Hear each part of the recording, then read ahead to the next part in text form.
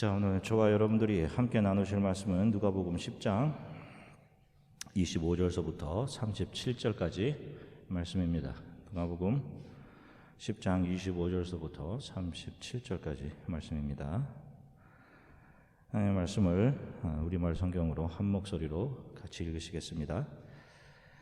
한 율법학자가 일어나 예수를 시험하려고 물었습니다. 선생님, 제가 무엇을 해야 영생을 얻을 수 있습니까? 예수께서 말씀하셨습니다. 율법에 무엇이라 기록되어 있느냐? 너는 그것을 어떻게 읽고 있느냐? 율법학자가 대답했습니다. 내 마음을 다하고 내 목숨을 다하고 내 힘을 다하고 내 뜻을 다해 주 내 하나님을 사랑하라고 했고 또 내 이웃을 내 몸같이 사랑하라고 했습니다. 예수께서 대답하셨습니다. 내 대답이 옳다. 그대로 행하면 내가 살 것이다. 그런데 이 율법학자는 자신이 옳다는 것을 보이려고 예수께 물었습니다. 그러면 누가 제 이웃입니까? 예수께서 대답하셨습니다. 한 사람이 예루살렘에서 여리고로 가다가 강도들을 만나게 됐다. 강도들은 그의 옷을 벗기고 때려 거의 죽게 된 채로 내버려 두고 갔다. 마침 한 제사장이 그 길을 내려가는데 그 사람을 보더니 반대쪽으로 지나갔다. 이와 같이 한 레위 사람도 그곳에 이르러 그 사람을 보더니 반대쪽으로 지나갔다. 그러나 어떤 사마리아 사람은 길을 가다가 그 사람이 있는 곳에 이르러 그를 보고 불쌍한 마음이 들어 가까이 다가가 상처에 기름과 포도주를 바르고 싸맸다. 그러고는 그 사람을 자기 짐승에 태워서 여관에 데려가 잘 보살펴 주었다. 이튿날 사마리아 사람은 여관 주인에게 2데나리온을 주며 저 사람을 잘 돌봐주시오. 돈이 더 들면 내가 돌아와서 갚겠소 라고 말했다. 너는 이 세 사람 중에 누가 강도 만난 사람의 이웃이라고 생각하느냐? 율법학자가 대답했습니다. 자비를 베푼 사람입니다. 예수께서 그에게 말씀하셨습니다. 너도 가서 이와 같이 하여라. 아멘. 할렐루야. 자, 여러분 한 주간 동안 평안들 하셨습니까? 예. 자, 우리 크리스천들의 신앙은 늘 성경, 바이블, 성경에 기반을 두고 있어야 합니다. 관습이라든지 자기의 경험이라든지 하는 것들은 우리 기독교 신앙의 근거가 될 수가 없어요. 살아가는 순간마다 성경 속에서 그리고 그 성경 안에서 캐어진 복음을 선포하는 설교를 통해서 자신의 오늘의 삶을 날마다 잘 점검해 보셔야 합니다. 성경은 어떻게 죄인들이 하나님의 자녀가 되는가에 대한 해답을 주는 책입니다. 하나님께서 그분의 자녀들을 위해 하신 일들과 그 자녀들에게 예비된 영원한 삶에 대한 이야기를 해주고 있습니다. 성경의 주인공은 저와 여러분들의 영원한 구원을 위해 하나님께서 보내신 예수 그리스도이십니다. 우리 인간이 주인공이 아닙니다. 그래서 성경을 읽으면서 혹 설교를 들으면서 아무개 인간을 닮자로 가면 안 되는 것입니다. 읽을 때마다 설교를 들을 때마다 하나님의 사랑과 예수 그리스도의 은혜를 알아가게 돼 있는 것입니다. 그들이 성도인 거예요. 성경은 교훈집이나 위인집도 아닙니다. 그래서 우리는 성경에서 이 세상에서나 통용되는 어떤 교훈이나 성경 인물들의 됨됨이를 배우는 것이 아닙니다. 우리는 성경을 생명책이라고 합니다. 그 이유는 성경이 영원한 생명이 어떻게 주어지게 되는지를 우리들에게 알려주고 있기 때문입니다. 요한복음 5장 39절 말씀 우리말 성경으로 같이 읽으시겠습니다. 너희가 성경 안에서 영생을 얻을 수 있다는 생각에 성경을 열심히 연구하는구나. 성경은 바로 나를 증언하고 있다. 아멘. 자, 보세요.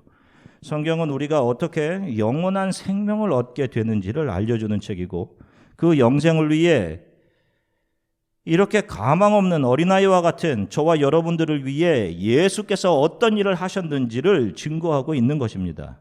그리고 그것을 은혜로 알게 된 사람들이 바로 성도들, 크리스천들인 것입니다. 성경은 바로 그 성도들, 하나님의 자녀들을 위해 하나님께서 주신 편지, 죄입니다. 너희들을 향한 하나님의 사랑이 얼마나 큰지를 알라고, 예수 그리스도의 은혜가 얼마나 큰지를 보라고, 그리고 너희 앞에 펼쳐져 있는 너희들의 인생의 맨 끝에 있는 거룩한 도성, 그 영원한 삶이 얼마나 위대한지 영화로운지 믿음의 눈으로 잘 바라보면서 이 신앙의 길을 걸어오라고 성경이 저와 여러분들에게 복음으로 이런 것들을 제시하고 있는 것입니다. 그런 성경에서 영원한 구원을 보지 못하고 교훈이나 얻어내며 인간의 열심을 부추기는 모든 가르침들과 행위들이 바로 우리의 손을 뻗어서 선악과를 따먹고 우리가 하나님처럼 될 수 있다라고 생각하는 죄인 것입니다.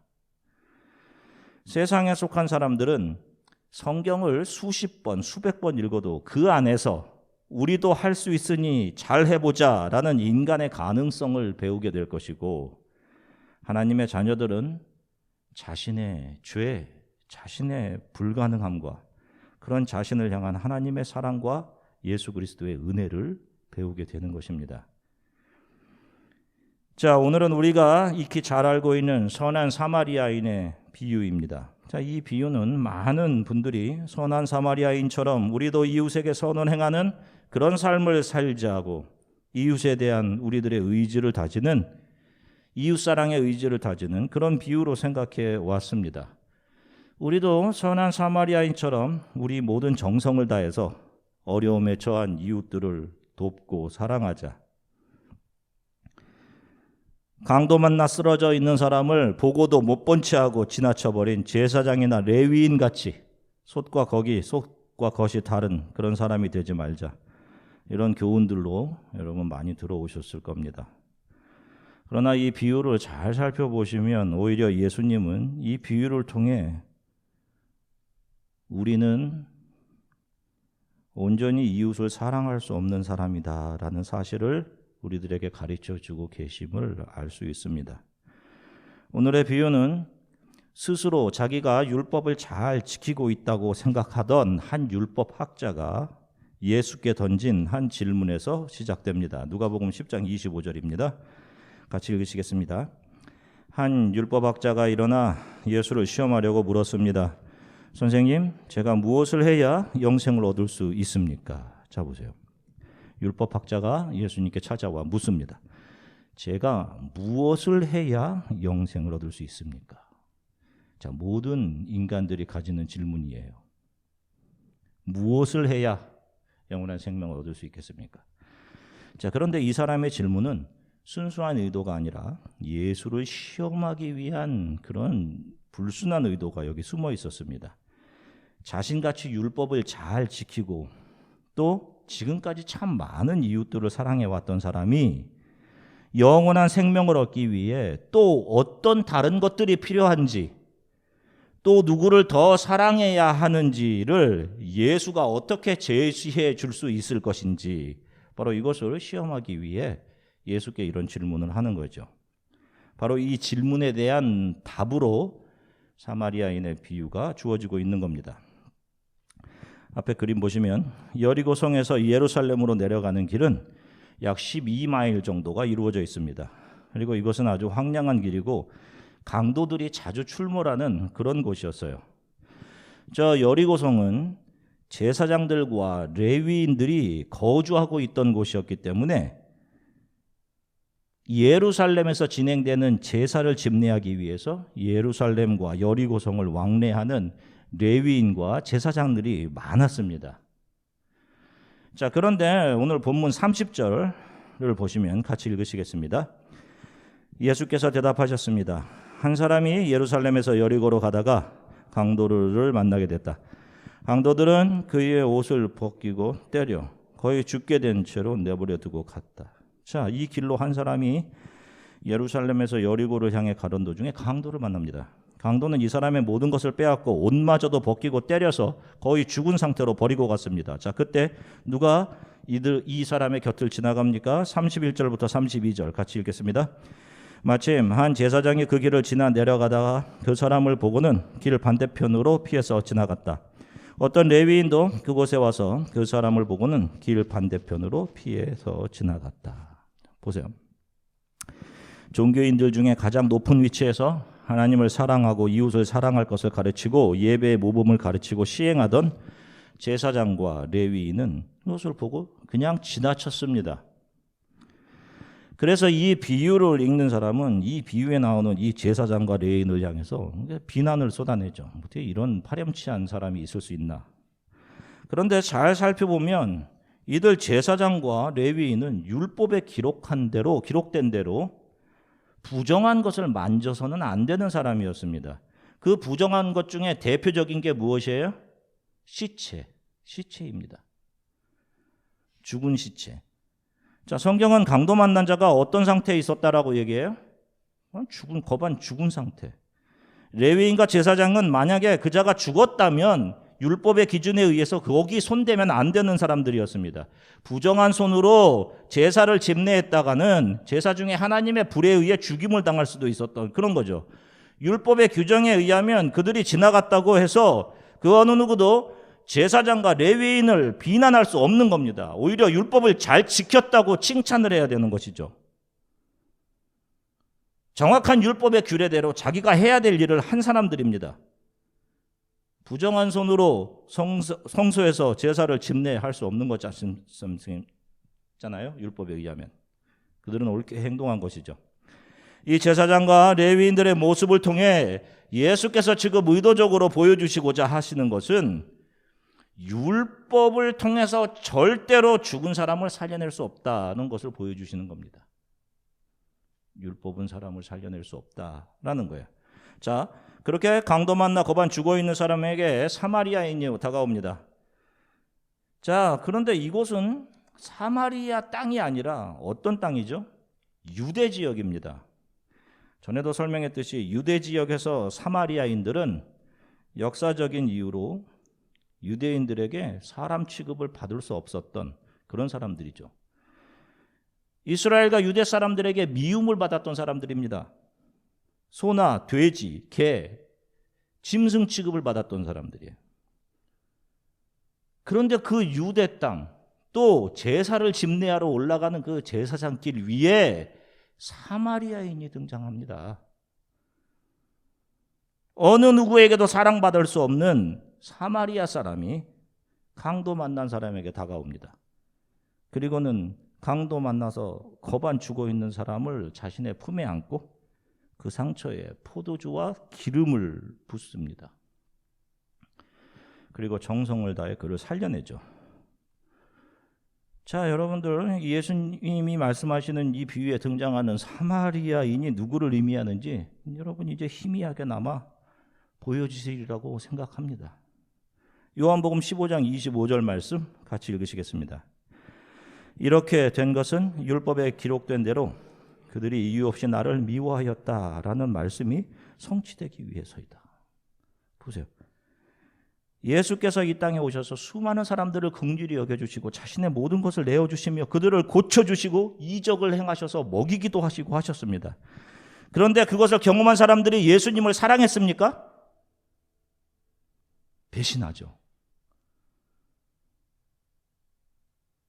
예수님께서는 하늘의 모든 영광을 버리시고 미움과 배신이 기다리고 있는, 십자가가 기다리고 있는 이 땅으로 오셨습니다.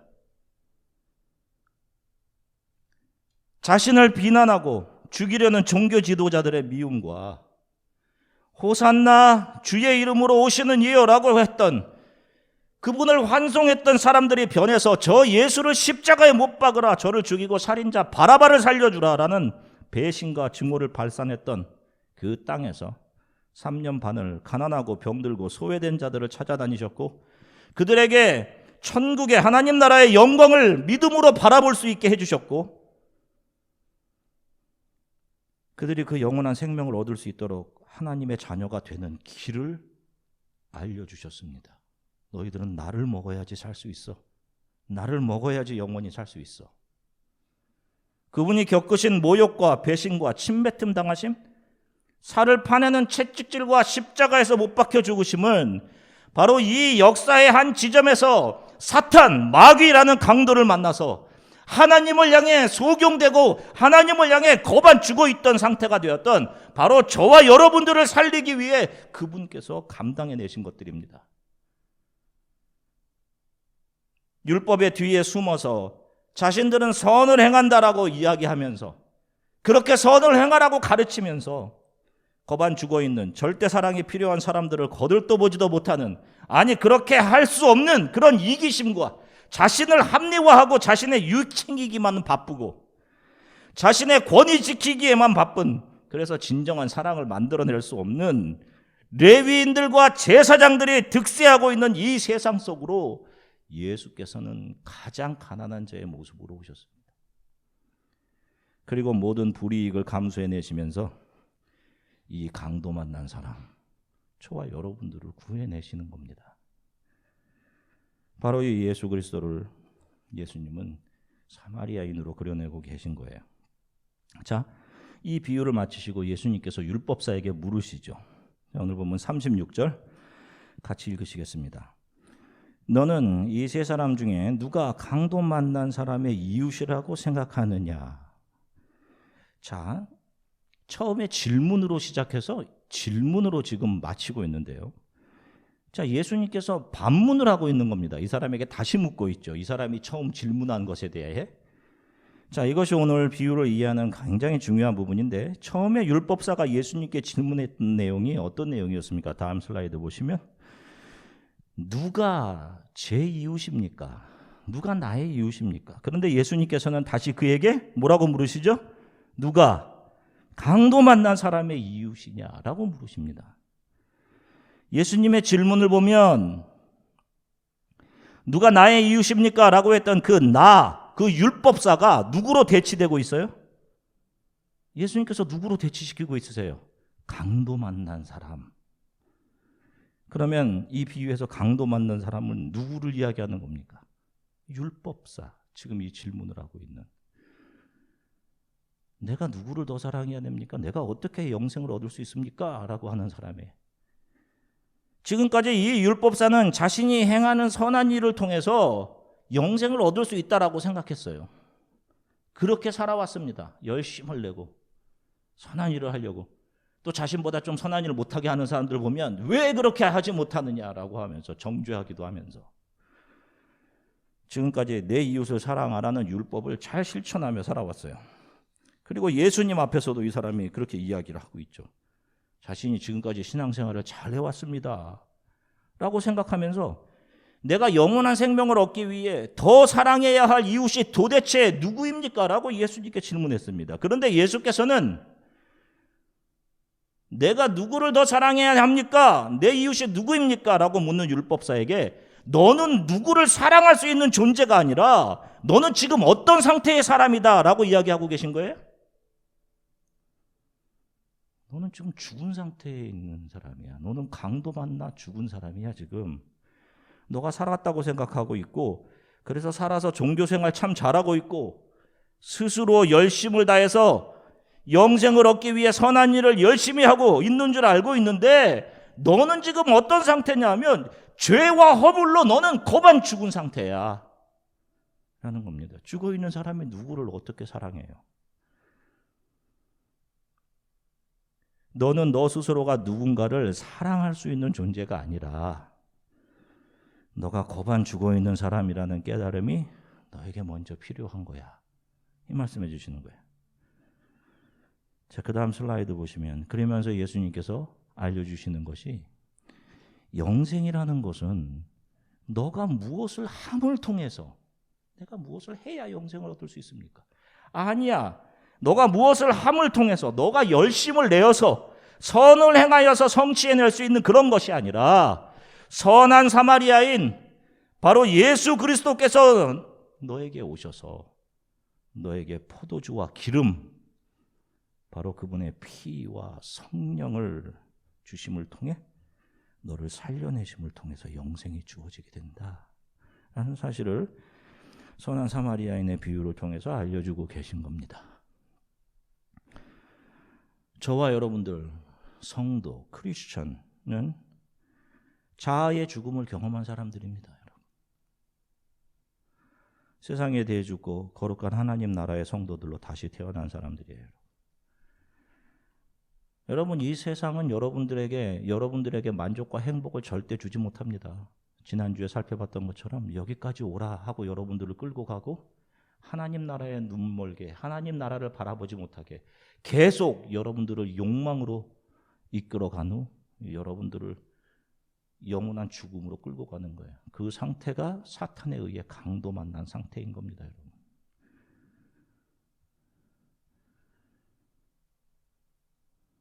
저와 여러분들은 그 죽었던 상태에서 예수에 의해 치료받고 영원한 생명이 보장된 거룩한 도성을 믿음의 눈을 뜨고 그것을 바라보게 된 사람들이에요. 그들만이 크리스찬인 겁니다, 여러분. 그래서 이 땅을 우리는 나그네로 지나가는 거예요. 세상 사람들은 그토록 정착하고자 애쓰는 이 땅을 저와 여러분들은 우리가 그토록 가지고자 했던 것들을 버리면서 나그네로 지나가는 겁니다. 그 여정을 신앙생활이라고 하는 거예요. 이렇게 자신이 부인된 성도들 안에서 예수께서 거하시면서 그들을 통해 나오게 되는 사랑이 진정한 이웃사랑이고, 그들은 하나님 앞에 가서 뭐라고 얘기하는 거예요?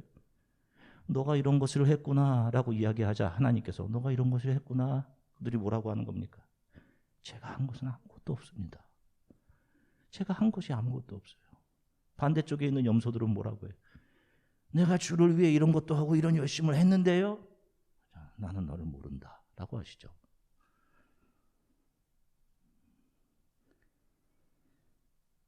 바로 이런 사람을 통해서 나타나는 이웃사랑이 진정한 이웃사랑이고, 이 사랑이 하나님의 나라를 위해 자신을 십자가에 못 박는 또 다른 자신과 같은 예수를 닮은 제자들을 이 땅에 낳게 하는 거예요. 이 세상에 그 소망 두면 안 돼. 내가 발견된 이 영원한 하나님의 나라를 당신이 볼 수 있어야 해. 그게 이웃사랑인 것이죠. 사랑하는 주안의 교회 성도 여러분, 우리는 죄와 허물로 죽어 쓰러져 있던 사람입니다. 사람들은 스스로 살아있다라고 하지만 여러분 죽어 있는 상태예요. 이 세상에 있는 사람들 여러분. 여러분들과 평행선에 놓여서 치열하게 세상의 명예와 권위와 권력, 돈을 향해 달려가고 있는 사람들 부러워할 이유가 없는 겁니다, 여러분. 무엇이 영생보다 더 중요하겠어요?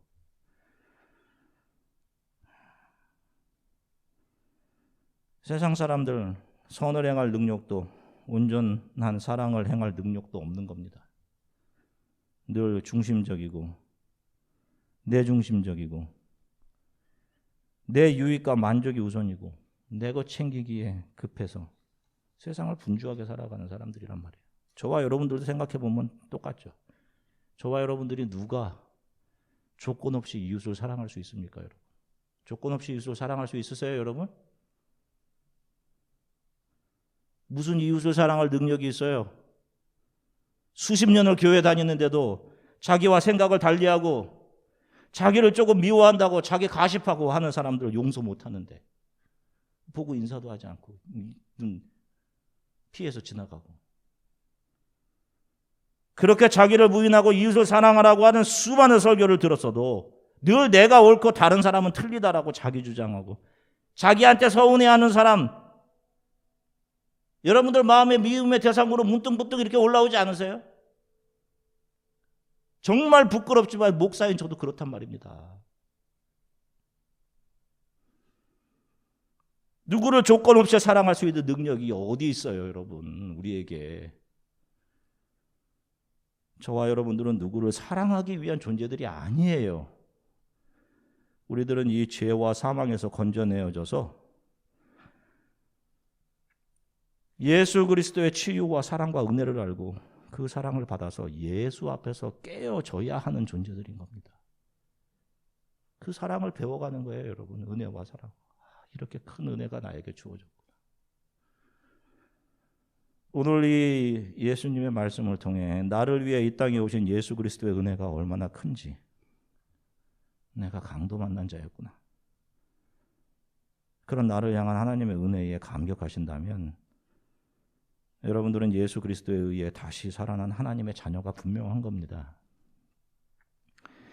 우리가 어느 곳에건 설교를 듣고 난 후에 여러분들이 이제 어느 곳에 가시거든 설교를 듣게 될 터인데, 설교를 듣고 난 후, 저 설교의 예화 속에 등장하는 그 인물 참 대단하네, 나도 저 인물처럼 살아야겠다 라며 인간의 가능성에 고무된다든지, 설교를 듣고 나서 우리 목사님 참 대단하시네, 저렇게 놀라운 일을 하시다니, 이런 것들이 남아있다면 그건 설교를 들은 게 아니라 우리도 할 수 있다, 하늘 끝에 닿도록 성을 세우자라고 인간들을 부추겼던 바벨을 세우는 자들의 외침을 듣고 잠시 고무된 것에 불과한 겁니다. 설교를 들을 때마다, 말씀을 읽을 때마다 그렇군요, 날 사랑하심, 날 사랑하심, 성경에 써 있습니다. 주님의 그 사랑이 정말 놀랍습니다. 나를 위한 그 사랑. 이런 고백이 가슴 깊은 곳에서 나오신다면 여러분들은 매일 늘 부족하고 넘어짐에도 불구하고 하나님의 자녀가 분명한 겁니다. 하나님의 손이 여러분들을 붙들어 결국 거룩한 도성까지 이끌어 가실 것입니다. 하나님께서 나를 위해 하신 일, 나를 향한 하나님의 사랑과 예수 그리스도의 은혜가 느껴지십니까? 저와 여러분들은 영원한 하나님의 나라를 향해 이 땅을 나그네로 지나가고 있는 성도 크리스찬들이 분명하신 겁니까? 한 주간도 하나님의 사랑과 예수 그리스도의 은혜가 여러분들의 삶을 어떠한 상황 속에서도 기쁨과 감사로 변화시키시며 여러분들의 삶을 이끌어 가시기를 주 예수 그리스도의 이름으로 간절히 축원합니다. 잠시 기도하시겠습니다. 사랑의 주님, 참 감사합니다. 우리가 사랑하는 성도들과 함께 예수 그리스도의 말씀 비유에 담긴 하나님의 사랑과 은혜를 살펴보았습니다. 나를 위해서 내가 열심히 하면 무엇인가를 이루어내면 이 땅에서 행복할 수 있을 것 같고, 무엇인가를 얻을 수 있을 것 같이 그렇게 이끌려가던 그 상태가 강도 만나 누워있던 상태임을 알지 못하고 하나님을 향해 소경되어 있던 그런 저희들을 긍휼히 여기셔서 예수께서 이 땅에서 사랑받지 못하는 사마리아인의 모습으로 유대 땅에 오셔서 그 예수께서 자신의 피로, 성령으로 우리를 발라주시고 만져주시고 고쳐주셔서 하나님의 자녀 삼아주시는 그 하나님의 은혜와 사랑을 알게 하셔서 참 감사합니다. 나의 노력이나 열심을 통해 얻게 되는 어떤 성취들에 의해서가 아니라 내가 하나님과 원수되었을 때, 내가 아무것도 알지 못할 때에도 하나님은 나를 위해 그리스도를 준비하고 계셨고 나를 긍휼히 여겨주셨습니다. 아버지, 저들이 하는 일을 알지 못합니다. 저들을 용서해 주십시오. 예수님께서는 십자가에서 그렇게 말씀하셨습니다. 이 사랑과 은혜가 너무도 감사합니다. 늘 은혜 가운데 감격하고 감사하면서 우리 앞에 영원한 생명이 준비되어 있는 거룩한 도성에 이르기까지 이 땅에서의 우리의 신앙의 여정을 잘 마칠 수 있도록 성령께서 이 사랑하는 성도들의 신앙의 걸음을 지켜주시기를 간절히 소망합니다. 감사드리며 예수 그리스도 이름으로 기도드립니다.